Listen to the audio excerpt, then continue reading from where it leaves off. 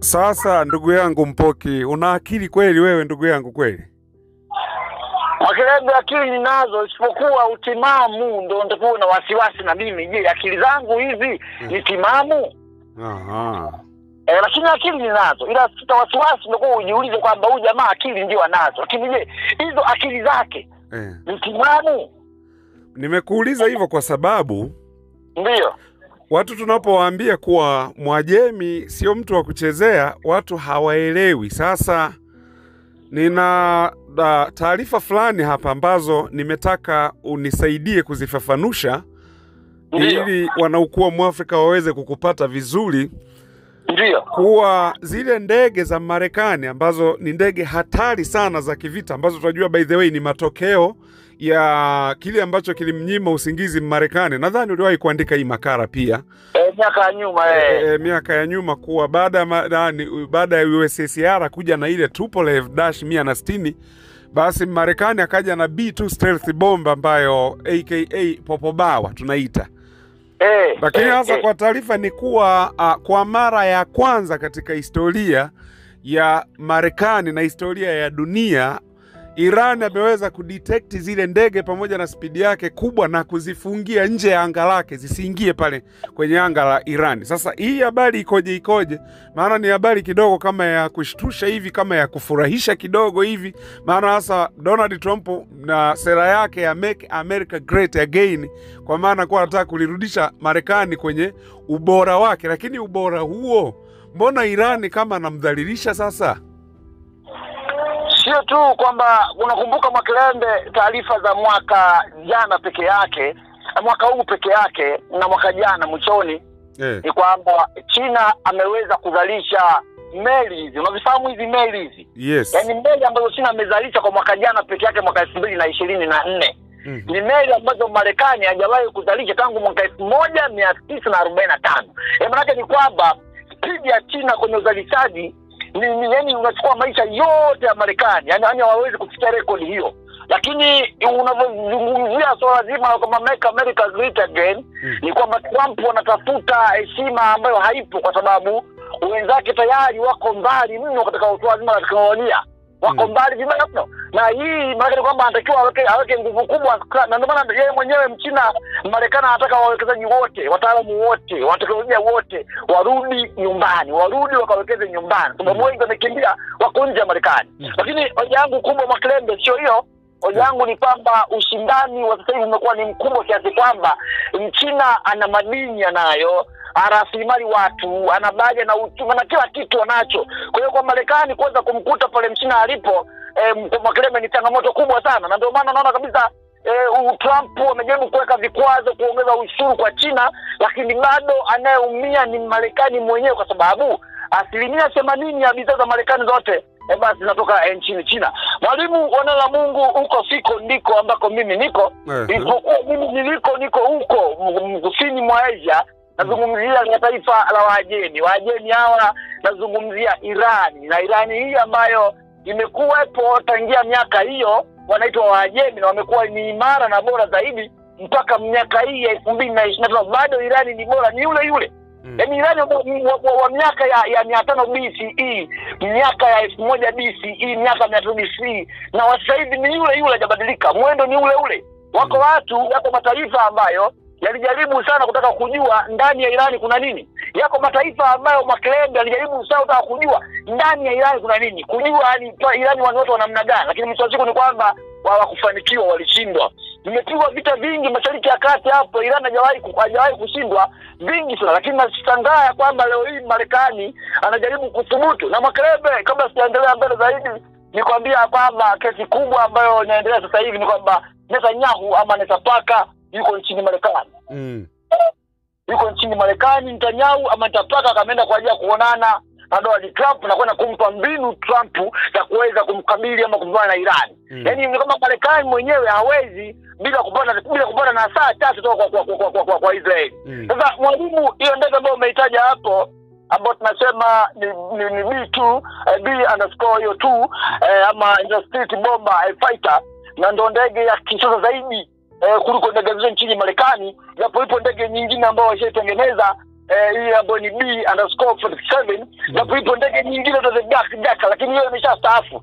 The Black Jack hiyo imeshastaafu, lakini ndege ambayo Marekani alitengeneza mwaka 1980, kwa sababu ndege hii ya sasa hivi ambayo iko sasa iko mfano wa Popo, ndege hii iliundwa kama mbadala wa T-60 Tupolev ya Urusi. Kumbuka ndege kubwa ya kivita yenye spidi kali duniani, ndege ambayo mpaka sasa hivi ipo nafanya kazi, inamilikiwa na Urusi. Na Urusi ndio taifa la kwanza kuunda ndege ya kisasa ambayo ni hatari zaidi. Japo ile ndege ina kilo nyingi, kuna ndege kubwa yenye kilo nyingi na ni ya kivita anamiliki Mrusi.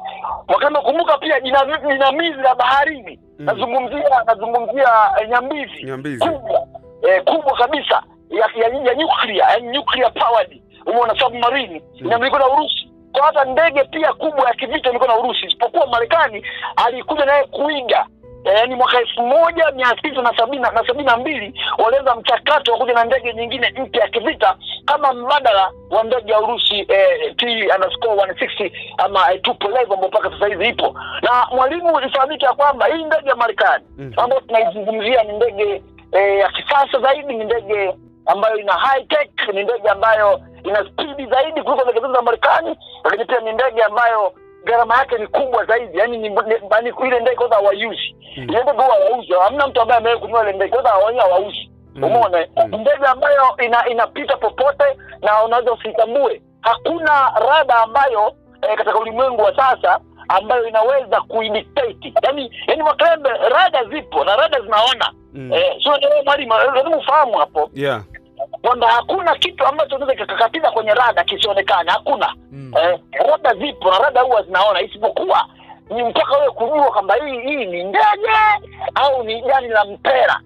Hiyo ndio changamoto. Yani kwamba ule utambuzi wa kwamba hii iliyopita hapa ni ndege au ni mchanga au ni nini, huo ndio ngumu. Kwa sababu ile ndege ina spidi kubwa. So it is very difficult to capture. Ile kucapture ile kwamba ndege imepita ni ngumu sana, lakini ifahamike kwamba Irani wanapambana sana katika swala zima la ulinzi, kwa sababu utakumbuka hata Israeli mwenyewe alipokuwa anamuua Ismail Haniyeh. Nadhani unakumbuka Makelele vizuri. Nakumbuka. Ismail Haniyeh amefia ndani ya Iran, pale Tehran kama unakumbuka vizuri. Umeona? Zikaja nadharia ya kwamba Ismail Haniyeh pengine ilikuwa ni bomu lilipuka, lakini wakasema kama hapana, sio bomu lilipuka, isipokuwa ni ndege ya F-35 ya kivita ya Marekani ambayo inafanya kazi ndani ya Israeli. Ilikuwa ni umbali wa kama kilomita 1000. Yaani kwamba ile ndege ya Israeli haikumua Ismail Haniyeh, sawa, ikiwa katika anga la Iran. Fahamu hivyo. Umeona? Isipokuwa ile ndege ilituma makombora kutoka nje ya anga la Iran. Hata ni kwamba hapo ni kwamba unajua kwamba kukaa kwenye anga la Iran kizembezembe au ni kitu ambacho ni hatari mno. Ni hatari mno. Yaani kukaa katika anga la Iran ovyo ovyo ni hatari mno, sababu ile nchi nadhani inalindwa. Najua kama wale pia huwa ni wachawi, sijajua, lakini inalindwa vibaya mno ile nchi. Kataifa kadogo, lakini Makelele Marekani na henya. Yaani kataifa ni kadogo sana kale ka Iran. Kadogo sio kadogo kwa eneo. Yaani kadogo kwa teknolojia, yani kadogo kwa kiuchumi, yani kadogo. Katika mambo, lakini kukaa kwenye anga lake ni changamoto. Myahudi mwenyewe pale anabloa mapigo. Marekani mwenyewe pale anahangaika mpaka uchumi wa dunia unayumba kwa sababu tu ya Iran. Na ndio maana mimi ningekuwa Marekani, ningeachana na Iran. Pengine ningemfanya kuwa rafiki yangu zaidi. Yaani wangetakiwa Iran, yeye ni mtu wa kuwa rafiki yako. Ukimfanya Iran kuwa adui yako Makrebe, hakuna sehemu unaweza kaenda. Yaani umekwisha kabisa, unaumia mwenyewe. Kwa hiyo maana ni kwamba hiyo ndege sasa ya B2 ambayo ni ndege ya kisasa zaidi, ambayo ndege ya kali zaidi ya kivita, ambayo inakimbia kilomita Makelele kilomita 3000, 4000 mpaka kilomita 6000. Umeona? Mpaka kilomita 6000 hiyo ndege inakimbia na inaweza kashambulia. Maana ni kwamba inaweza kashambulia Afrika hii ndani ya dakika 24. Yaani dakika 24 dakika, unanipata? Nimesema masaa 24 dakika.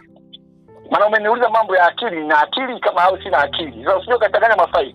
Ndio unaonyesha utimamu wako sasa. Ni dakika 24. Kama dakika 24 natakuwa unielewe. Kama umeniambia je, una akili timamu? Nikakwambia una akili, nikamwambia akili zipo, lakini wasiwasi wangu ni kwamba je, akili zangu ziko timamu? Ni wasiwasi wangu huko hapo. Nimesema ndege ile ya Marekani, hiyo ndege ya B2 ina uwezo wa kushambulia Afrika nzima ndani ya dakika 24.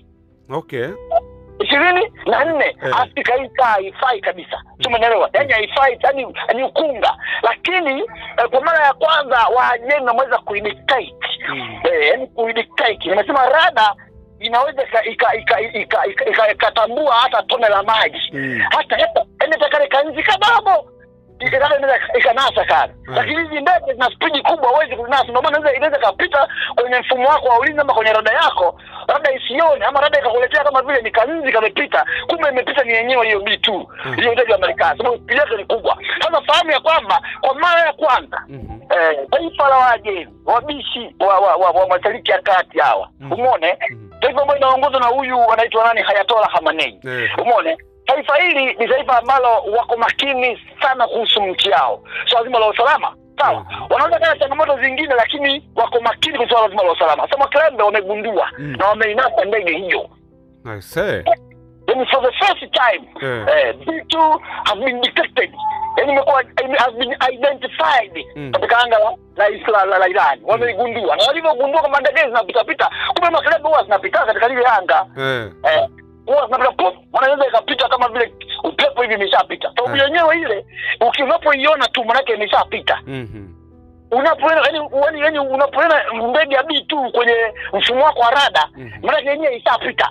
Kama ni kufa ushakufa tayari. Kwa hiyo Sairana unaweza kuimaster vizuri, na wameweza kugundua mwenendo wake wote, na mwisho wa siku akaishia kufunga anga kabisa kwamba hakuna ndege yote inaweza kupita katika anga la Iran. Sasa kitendo hicho mwalimu kidogo kimeshtua Marekani na dunia nzima imeshangaa kwamba inawezekanaje? Yaani kitu kimewezekanaje? Je, ni Iran mwenyewe au wamesaidiwa na mtu mwingine? Kwa sababu tunafahamu kwamba Makrembe vita ni washirika, na mtu ambaye anamsaidia Iran sio mwingine ni Vladimir Putin. Anasema kwamba yeye kama Putin hawezi kuacha kumsaidia Iran. Yaani hicho kitu hakiwezi kutokea mpaka sasa hivi. Na mwalimu ufahamu tu kwamba pia Iran ana teknolojia nyingi sasa hivi kutoka nchini Urusi. Kumbuka mkataba ambao wamesaini mwaka juzi kati ya Iran na Urusi ni mkataba wa dola za Kimarekani bilioni 40, ambao asilimia kubwa wameweka nguvu kwa swala zima la ulinzi na usalama. Sasa mifumo mingi ya Urusi iko ndani ya Iran.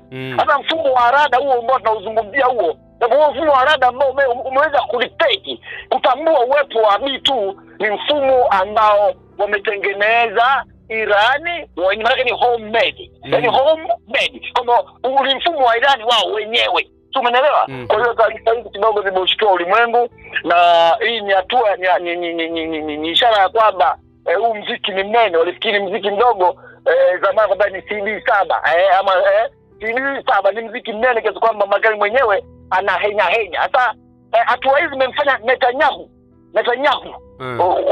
Unanipata? Nakupata.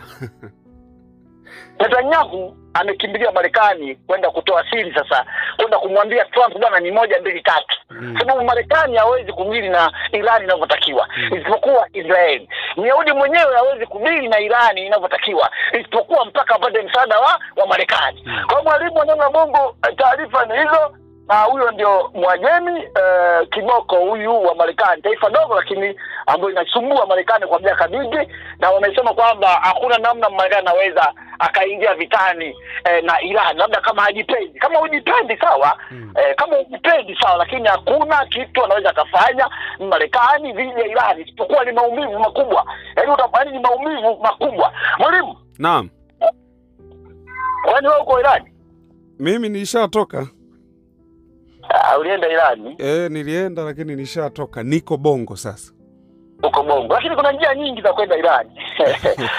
Unaweza kaenda Iran kwa kwenye akili yako mwalimu, unaweza kaenda Iran ukafika ukatoka. Kuna njia nyingi za kuingia ndani. Mimi sikwenda na akili, nilienda na passport na visa kabisa. Asante sana. Haya ndugu yangu. Haya.